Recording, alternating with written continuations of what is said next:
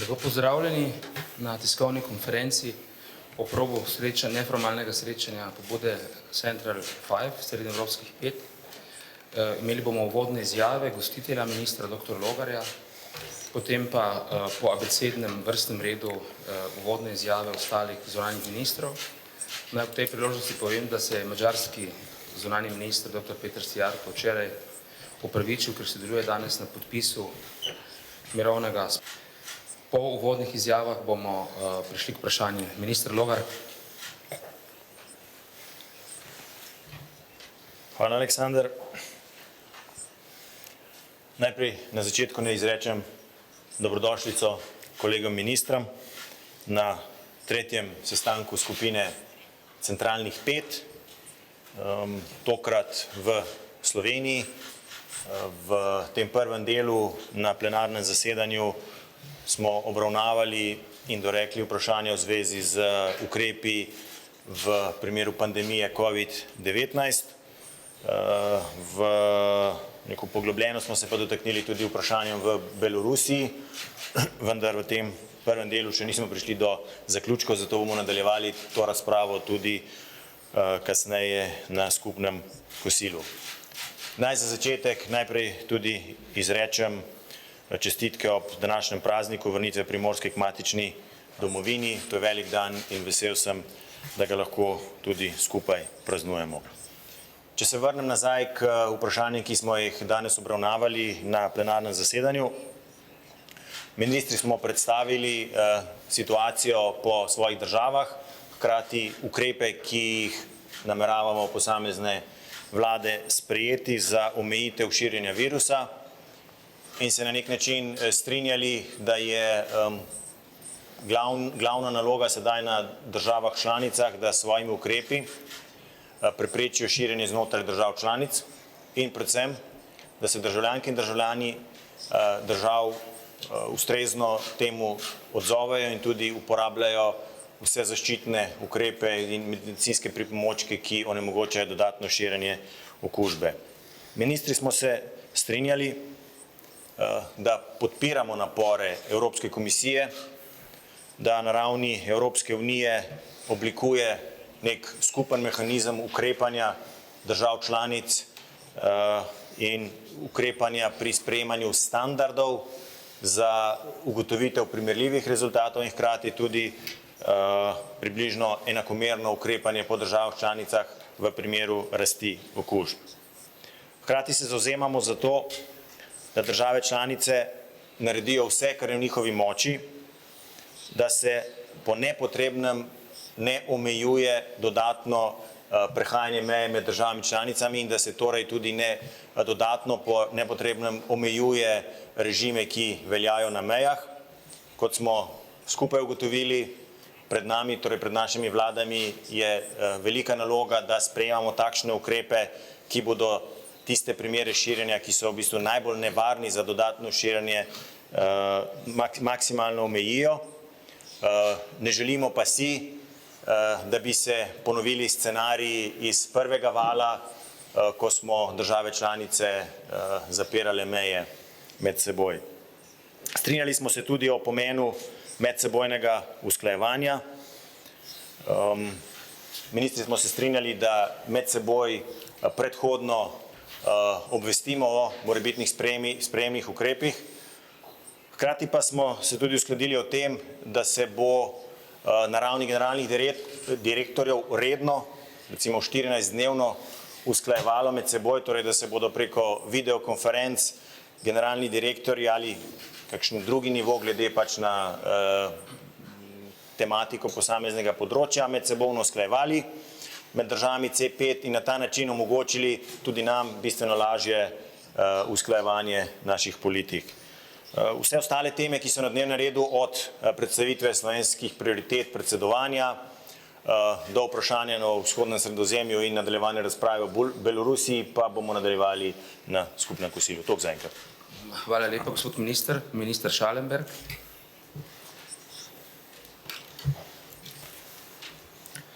Sehr geehrte Damen und Herren. Spoštovane gospe in gospodi, drage kolegice in kolegi, dragi Anže. Najlepša hvala za povabilo v Slovenijo.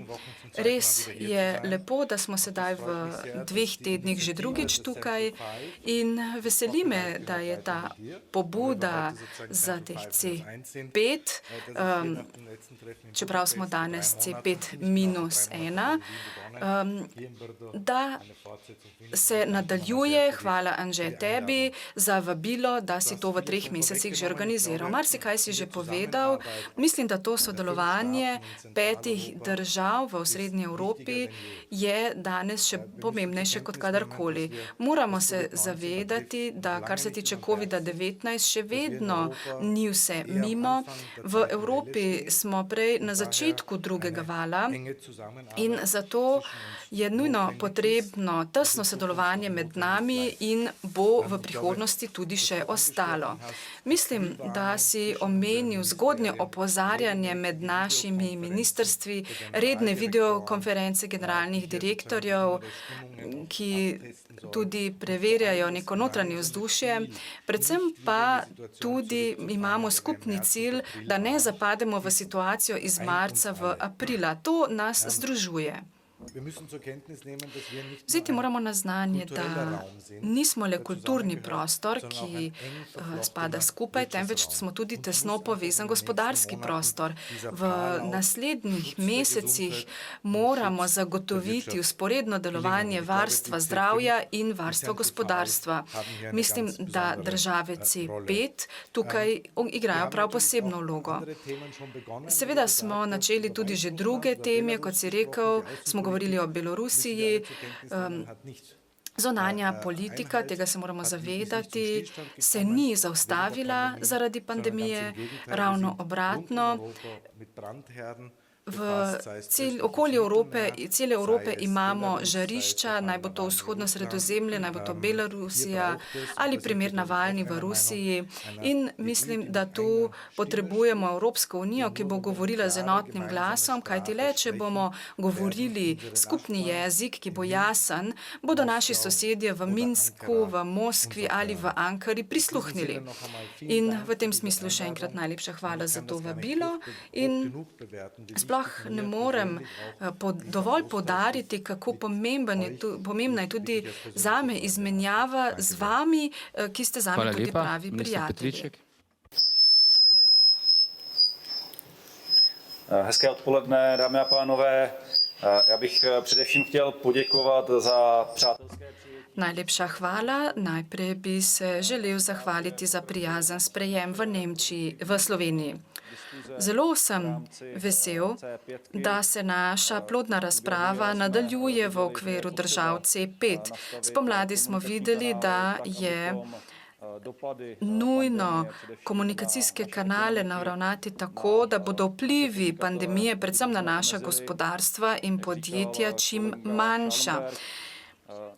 Tako kot je povedal kolega Schallenberg, naše države so tesno povezane, gospodarsko, kulturno, družbeno in nikakor ne želimo, da se ponovi situacija, ki smo jo doživeli spomladi letošnjega leta. Želimo bolje usklajevati naše ravnanje in naše odzive in v naši odgovornosti je, da se bolezen COVID-19 ne bo razširila v naši regiji. Smo tik ob robu drugega vala in v naši odgovornosti in v odgovornosti naših državljanov in državljank je, da situacijo v naslednjih mesecih obvladamo, tako da ne bomo prisiljeni sprejemati drugih ukrepov. Kar se tiče omejitev potovanj, je zelo pomembno, da se že vnaprej obveščamo in da upoštevamo možne vplive na gospodarstva naših držav in tudi na državljane, naprimer, če migrirajo iz ene države v drugo zaradi dela. In če morajo čez mejo tudi zaradi poslovnih ali družinskih razlogov. Pogovarjali smo se, kot rečeno, tudi o Belorusiji in smo podprli enotni odziv Evropske unije. Države C5 so tiste, ki konstruktivno podpirajo in razpravo na to temo v prihodnosti in želimo na njo tudi pozitivno vplivati. In osredotočili se bomo tudi še na druge zunanje politične teme, vključno z Zahodnim Balkanom, saj je naša prednostna naloga, da pomagamo tem državam, da se čim prej približajo Evropski uniji in tesno sem prepričan, da lahko tukaj zelo pomagamo. Naj še dodam osebno pripombo. Zelo sem vesel, da sem tukaj v Sloveniji, saj ravno slovenska kolesarja sta tista, ki nastopata v vseh medijih in zato je kolesarjenje spet zabavno in vsem želim veliko uspeha na turi po Franciji. Hvala lepa. Minister Korčok. Ďakujem pekne. Chcem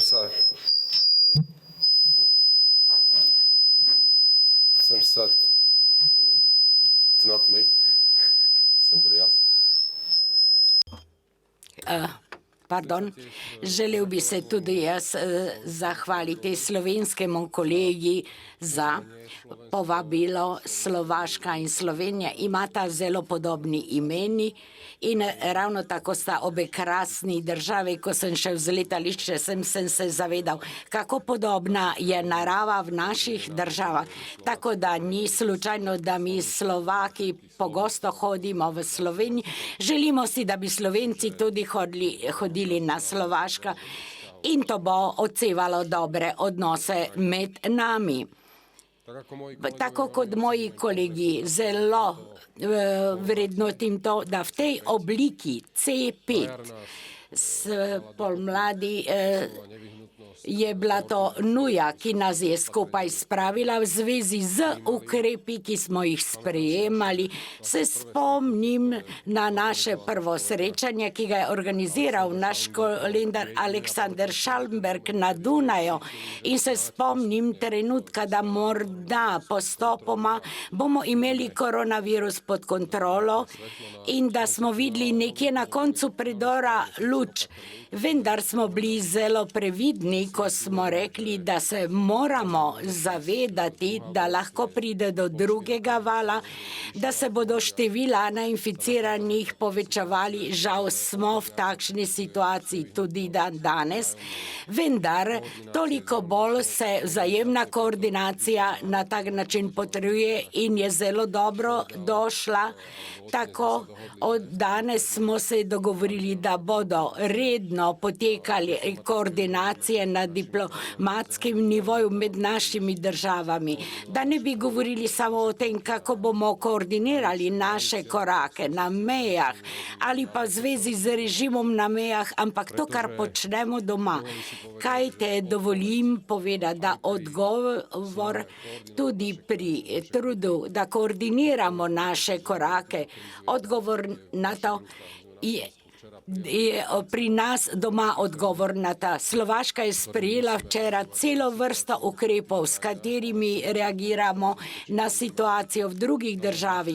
Želim zagotoviti, da bomo storili maksimum za to, da bomo varovali zdravje naših državljanov in istočasno minimalno, da bi obmejevali stike s sosednjimi državami, kajti takšna stagnacija bi imela posledice tudi na gospodarstvo, kajti povezani smo medsebojno tako, da je zelo nujno pretehtati vsak korak, ki bo imel negativne posledice tudi na gospodarstvo naših držav. Govorili smo o Belorusiji, vsi kolegi so to že omenili.